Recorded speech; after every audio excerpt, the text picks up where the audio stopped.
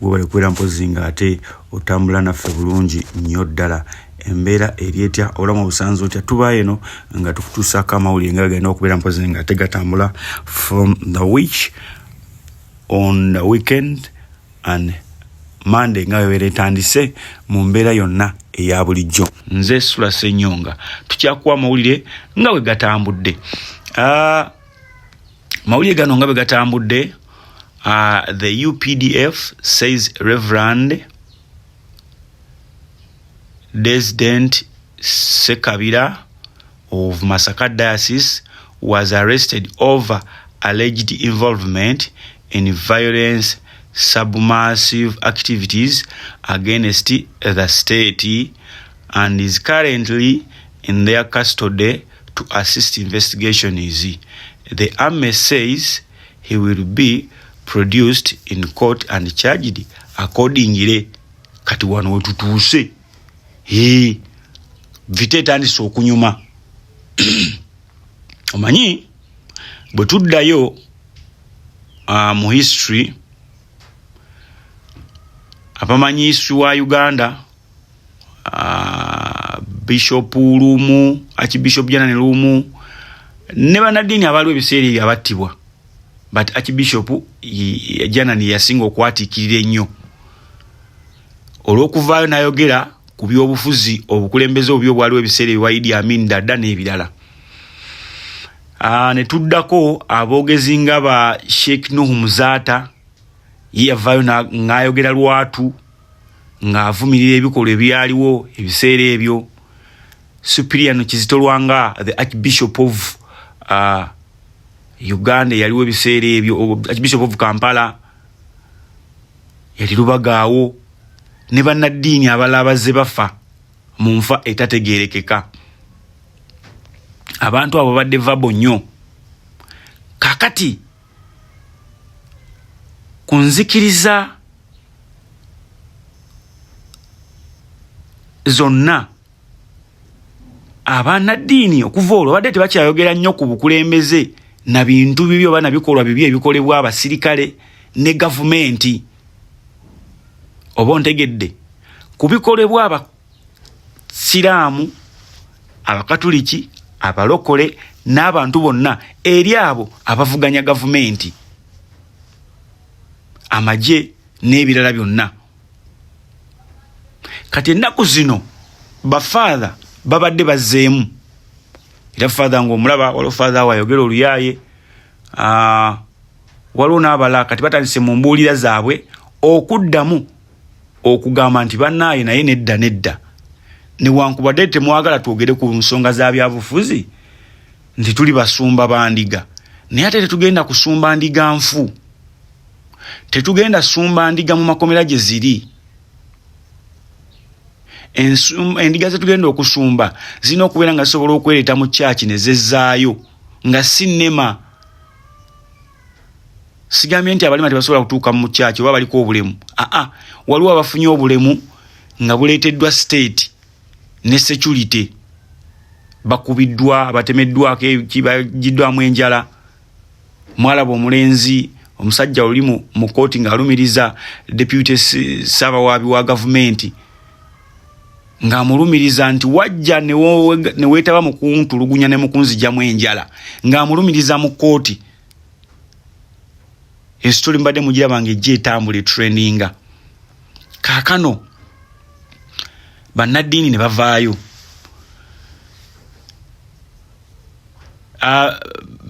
Reverend Father Sekabira yavaayo n'ayogera. Yavaayo n'ayogera ku bintu ebyenjawulo bye byazaalaba. Akalulu kano kabadde violent nnyo. Bannaye tukize tugaane. Nze wano opposition gye mmanyi ey'amaanyi ya Dr. Kizza Besigye na Mwami Kyagulanyi sofa ezibaddewo. Dr. Besigye yayugumya Uganda, but emirundi ena gye yakeesimbawo akalulu ke tekabeeranga mu violence kusinga ebadde mu kalulu ka mulundi guno aka Kyagulanyi ke yeetabyemu.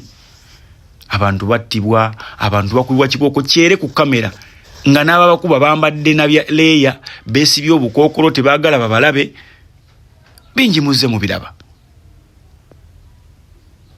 bingi bizze mu biraba. Now the question arises, bafather tebaagala boogere ku bintu bino.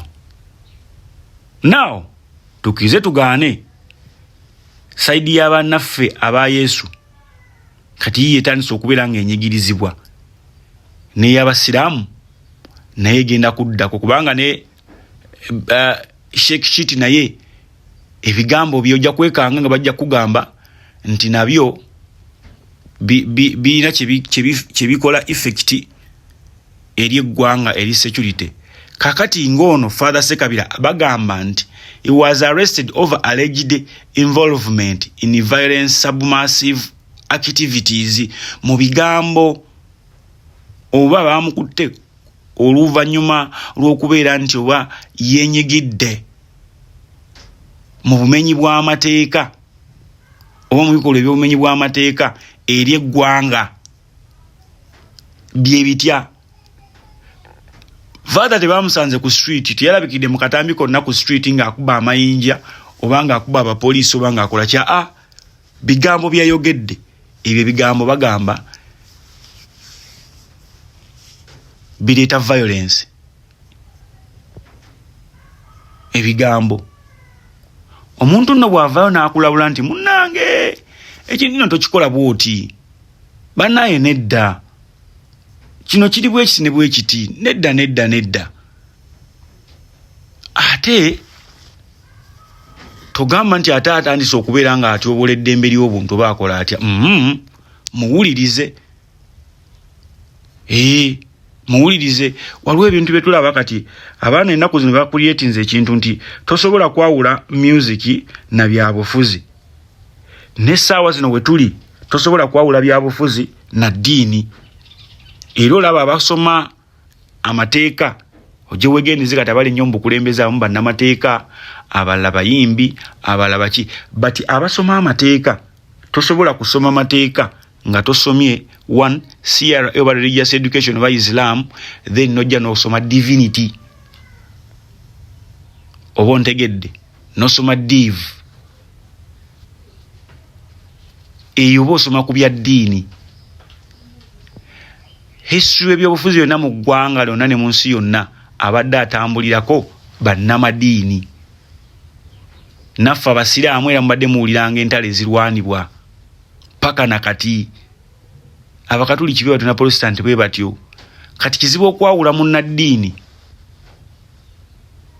ku byobufuzi, kuba ne bwe muba mulinayo bawoheads ze mugenda okutta oba abantu mugenda okwanika ku kalabba mwe nga bannabyabufuzi, era muleetawo bishop oba father oba ani n'asabira gwe mugenda owanika kalabba, oba seeka n'asabira gwe mugenda okukola ki okuwanika kalabba. Bwe mmanga temubikkiririzaamu muleeta baaki mutuge butuzi mpawo magombe gazza. Bwe mubeera ku mikolo gyammwe egy'ebyobufuzi mbalaba ba bishop bangi, ba father bangi, ba seeka bangi balwanira obuzindaalo. You involve them, you give them cars. Lwaki? Mwagala babeere kumpi nammwe. Nammwe sala zaabwe muzeetaaga. Munnaddiini talina interest yonna ku bukulembeze bwo, wabula ye ajjanga omuwabuzi gw'otasasula ssente. Most of the presidential advisors and state advisors bonna bonna mu M7 balina abasasula ssente. Abasasula ssente.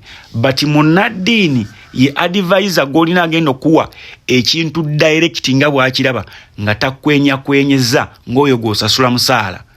Gw'osasula omusaala agenda kukwenya. Akulimbe nti kino kiri bwe kiti ng'ate si bwe kiri.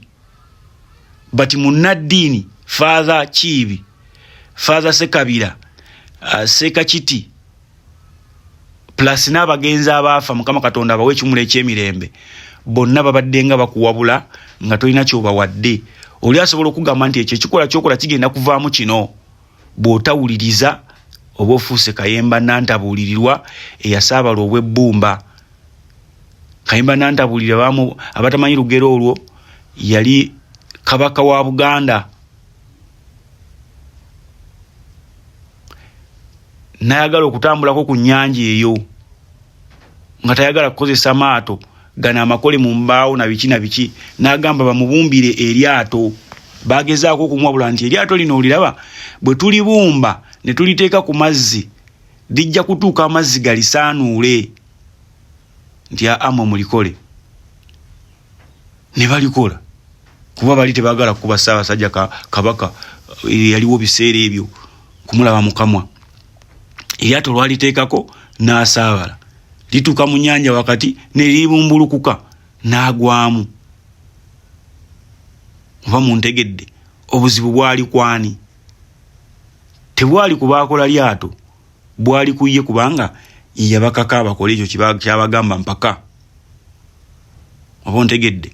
So tufeeyo nnyo okubeera nga tuwuliriza ebigambo nti Mwami Museveni olinza okuba ng'olese kye tuyita peace installation okuva ku biri wakubadde abantu babuuza waleeta emirembe, ani yali yamalawo emirembe? Tetujja kuddayo eyo, katugende ku kiriwo. Bati gwe kikusanyusa nga kyolesa okoze ate okisaanyizaawo. Kikusanyusa nga kyolesa okoze ate okisaanyizaawo. Nedda, tekisanyusa. Nga bwe mwabubala tewali kye mwekwasa nti ate kino bwe kiti ate kino bwe kiti. Tuli mu ggandaalo lya Christmas, kiriza obagaana office zitandise okuggalawo. Zitandise okuggalawo. Bwe olina kyotafunye kisigadde kya mwaka gujja. Mwabasibe bagamba mbu simanya balamuzi bagwadde simanya gundi okomewo nga meka odde kwa limanda oveyo sibayo okola otya bakulimba. December January tebajja kubeera mu office. December January tebagenda kulinnya mu office. Bajja beera nga bali mu byabwe paka kulonda bwe kunaggwa. Newankubadde wali emisango egy'ebyobufuzi mpozi obolyawo egigenda mu maaso, nagezezaako kinoonyeza ne banga abateekawo akakiiko akakola ku misango egyo gibeere nga giggwa before elections, emisango gy'aba Mathias Walukagga n'abalala gye bali nga misango gya byakulonda. Abo bonna bateekeddwa ku tasiki okubeera ng'emisango egyo giggwa bulungi giterezi gimalirwe bulungi nnyo nga bwe girina okubeera. Now mawulire amalala aba National Drug Authority bakutte abantu babiri abakozi abasawo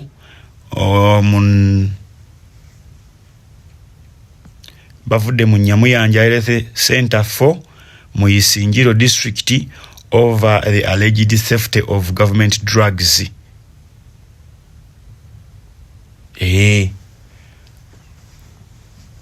Uganda ina amalwaliro matono nga n'essaawa zino president w'eggwanga bw'aba anoonya obululu agamba mu nnonde ngenda bazimbira amalwaliro agasookerwako Health Center 2, 3, 4 agenda zibazimbira. Everyday tulwanagana twogedde ffe ng'abamawulire tulwanagana n'abantu babba ddagala ly'amalwaliro n'ebintu by'eddwaliro kuvira ddala ku referral hospitals ennene Mulago nawa naye era still tukyalemeddwa controlling ebintu ebyo. Kati National Drug Authority abantu bano yabakutte Isingiro nga kigambibwa badde batunda eddagala batunda eddagala lya gavumenti. Eddagala lya gavumenti libeera lya bwereere. Eddagala lya gavumenti libeera lya bwereere. Ne bano babadde balitunda. Ebyo birabikiddwako mu malwaliro mangi nnyo ng'ogenda ne bakujjanye ne bakukebera bulungi nnyo ne bagamba tetulina ddagala ne balikuwandiika ne bagamba genda oligule wabweru. Kati nga wabweru gye bakusindika okuligula mu clinic oba pharmacy nga zaabwe ogenda otuuka eddagala eritundibwa nga liko not for sale Government of Uganda. Ekintu kyonna nga kiriko GOU kitegeeza Government of Uganda kiba kya bwerere tekitundibwa. Kiba kya bwerere tekitundibwa naddala eddagala. Oba muntegedde. Kati bano babadde balitunda. bannaffe abafuga ebyeddagala ekitongole ekyo nze ndowooza temukoma okwo bangi kagabere malwaliro mugaggale ne license muzisazeemu bukliniki mu buggale bufamasi mu buggale ne license muzisazeemu abantu bajja okutegeera ate eddagala bwe mulikwata namwe temulitunda temuliza ku poliisi mbw ate bizibiti nedda mulizzeeyo mu ddwaliro abantu bano balifune balyejjanjabise abantu balyejjanjabise ebintu bitambule bulungi naye ogenda n'osanga ebintu bya Uganda nabyo bikusobera ate weekanga nga abalina be babba osanga eddwaliro lya MP Mulamba nga lyeririmu ate ababbi lyeririmu eddagala eribiddwa mu referral hospital oba mu gavumenti mu malwaliro ga gavumenti n'amasomero era bwekityo bwe biri kompyuta ezirina okuweebwa mu masomero ga gavumenti ne zichanelingibwa ne zigenda mu masomero g'obwannannyini abaana ne basoma bamusomesa kompyuta naye ng'asomera ku kikopo kibageza imagination nga bwolaba nti kati anti bwolaba kompyuta efaanana bweti ne bajja kuba ku lubaawo nga tagirabye nako bintu bya Uganda. Anyway, olunaku olwaleero Mwami Kyagulanyi mpozi ate asiibye yeezoba na poliisi mu Lubaga.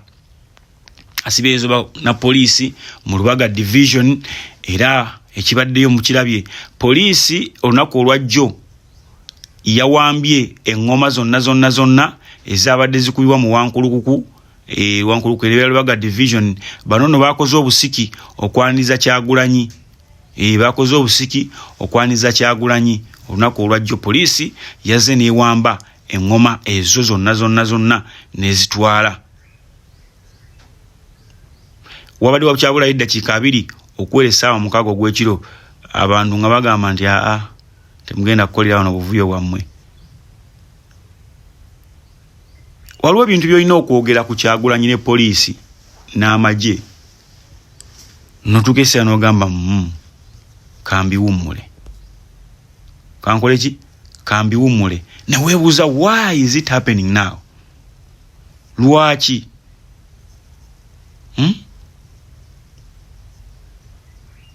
lwaki oli bamugamba noonya akalulu weesimbewo noonya akalulu nti ye ate tomukkiriza kunoonya kalulu akalulu tebakanoonyeza wakawoolya gy'aba yeewandiikidde muve olaba kati ne Luzzi naye akola campaign ze yabagamba mbunzi yetagenda kukola campaign tagenda timba bipande boyita mu Kampala ebipande mu ebiri bogenda ku radio ne TV kwali era bw'aba atambula akola ya atlisi akantu akalaga nti anoonya akalulu emotoka gyatambulira mu nnene eriko government eriko number plate za Sudani Southern Sudani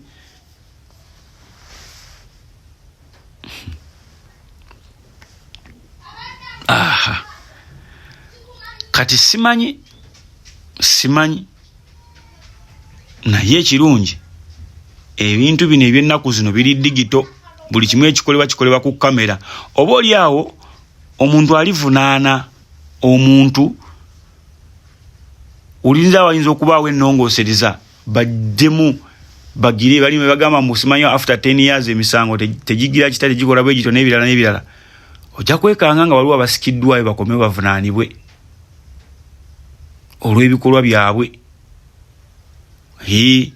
abasikiddwayo bavunaanibwe olw'ebikolwa byabwe bakoze ku bannayuganda kuba weebuuze lwaki okuba abantu abalindiridde omuntu waabwe gwe owuwo nga bw'abajja mukola buli kika kya ffujjo ne tulaba n'abakutta amayinja n'ebiso nga bagamba ffe Kyagulanyi bwalinnya tugenda mutta nga bayambadde t-shirts eza yero abamasibe abamakomera rather abasibe bamakomera ne mubajjayo ne mbateeka ku street abaawa abantu abo babeera baasibibwa olw'emisango egy'enjawulo watyanga obwongo buddala buli locked ku ekyo kyeyakola omulese mu bantu ku street olaba bw'atemaatema abantu ogenda kiddawo ekyo bw'akubulako n'addayo mu bantu n'akola ebikolobero. Do you sit there and ask yourselves such questions oba nedda? Muddamu kakaseera awo ne mwebuuzaaga ne mwewunaganyaamukko ku ki ekirinza okuddirira oba nedda? Okunoonya akalulu kukyagenda mu maaso. Nalabye Rukunjiri baanaabidde Nandala Mafaabi mu maaso. Eno story yali ya last week naye ngambye kanjibawe. 2026 elections, FDC's Mafaabi vows to curb foreign hands on Uganda government projects. Agamba nti agenda kubeera nga ate akwasaganya nnyo musiga nsimbi okuteeka ssente mu projects eza government. Wabula bwe yabadde ali Rukunjiri ng'anoonya akalulu, abakiga baamuvuddemu ne bagamba walya mu Besigye olukwe, tetukwagala, genda ng'agezaako okwewolereza nga bamugamba tetugenda kuwuliriza, genda. Abakiga bano nabaagadde. Mukiga akubuulirawo ekintu kye kimuli ku mutima, si byakudda okukwenya mbu ate kiki.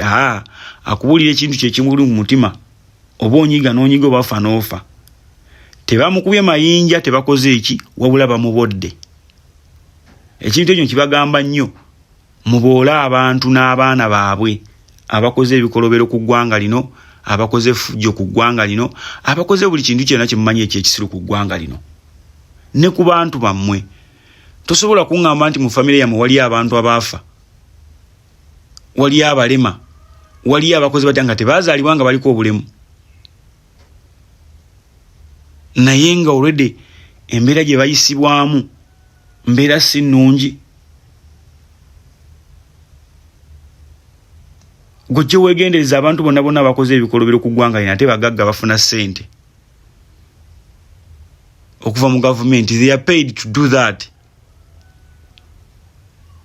So kati abantu b'Isingiro kye mwakoze kyekyo n'ebitundu ebirala mukole bwe mutyo. Musobola okutakikola publicly naye mukikolera mu kalulu ne mugamba kuba kati sisuubirayo nti waliyo omuntu alinza okugwa eddalu alonde Nandala Mafaabi ey'Isingiro ku kye nalabye okujjaho nga bbyeyo kabbe, but ye yalinza okufuna akalulu nga katini nnyo ne mu strongholds gye mumanyi Besigye gye yali asinga ennyo okwagalwa ng'oggyeko ewaka waabwe Isingiro nawa. Ojja kwekanga n'abakiga bali mu bitundu ebyenjawulo nga bw'olaba Abasoga n'Abaganda, kubanga tutambula nnyo olw'ebusinesses ez'enjawulo, olw'emirimu na biki, ojja kwekanga nga bingi biri eyo. Banaye abafuzi mutandike kubaboola boozi, mubabuulire ki bali ku mutima.